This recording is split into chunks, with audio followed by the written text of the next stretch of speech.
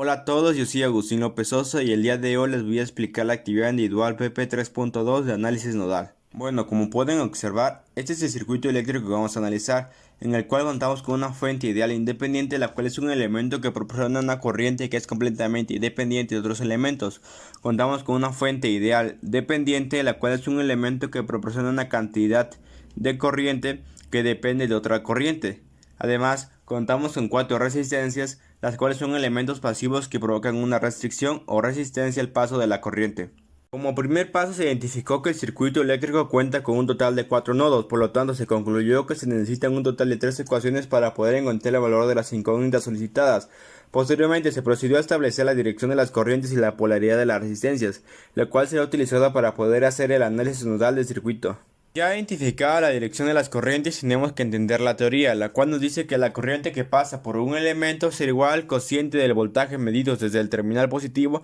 menos el voltaje medido desde el terminal negativo sobre el valor de la resistencia. En base al anterior se desarrolló el análisis del nodo 1, con lo cual se logró identificar que la única corriente que entra al nodo es la corriente de la fuente de corriente independiente, es decir, 4 amperes. Además, se identificó que las corrientes que salen del nodo son las corrientes que pasan por la resistencia de 2 y 3 amperes, donde la primera de ellas va a ser igual al voltaje del nodo 1 menos el voltaje del nodo 3 sobre 2 ohms, y la corriente de la resistencia de 3 ohms va a ser igual al voltaje del nodo 1 menos el voltaje del nodo 2 sobre 3 ohms.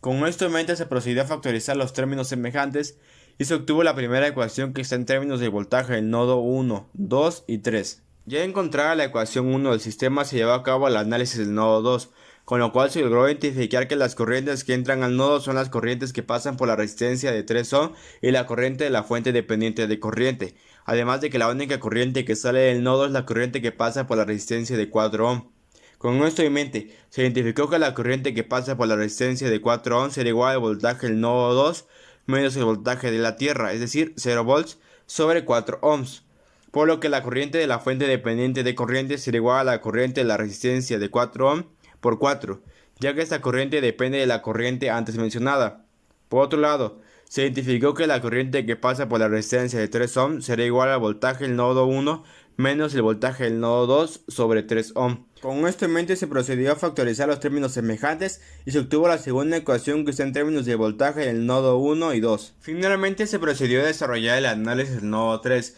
en el cual, considerando que la única corriente que entra al nodo es la corriente que pasa por la resistencia de 2 ohm encontrada en el análisis del nodo 1, y las corrientes que salen del nodo son las corrientes que pasan por la resistencia de 6 ohm y la corriente de la fuente de corriente independiente encontrada en el análisis del nodo 2,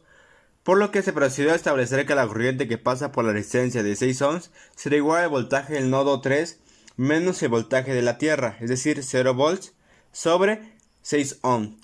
Con lo que se procedió a factorizar los términos semejantes y se obtuvo una tercera ecuación que está en términos de voltaje del nodo 1, 2 y 3. Como último punto, se procedió a desarrollar la matriz del sistema con las ecuaciones encontradas en el análisis nodal, con lo cual, al resolver la matriz encontrada mediante el software de MatrixCal, se encontró que el voltaje del nodo 1 es igual a 32 volts, el voltaje del nodo 2 es igual a menos 25.6 volts y el voltaje del nodo 3 es igual a 62.4 volts. En lo que respecta a la simulación del circuito, se logró identificar que los resultados obtenidos de forma analítica son correctos, ya que se obtuvieron los mismos resultados que en la simulación. Como último punto, me gustaría comentar que gracias a la actividad realizada logré comprender que el análisis nodal es de suma importancia, ya que gracias a este procedimiento se puede obtener como variable los voltajes de los nodos, los cuales son muy importantes, ya que pueden ser utilizados para encontrar la corriente y el voltaje de los diferentes elementos del circuito y lograr así un análisis del mismo, sin la necesidad de recurrir a técnicas como la ley de voltajes y corrientes de Kirchhoff,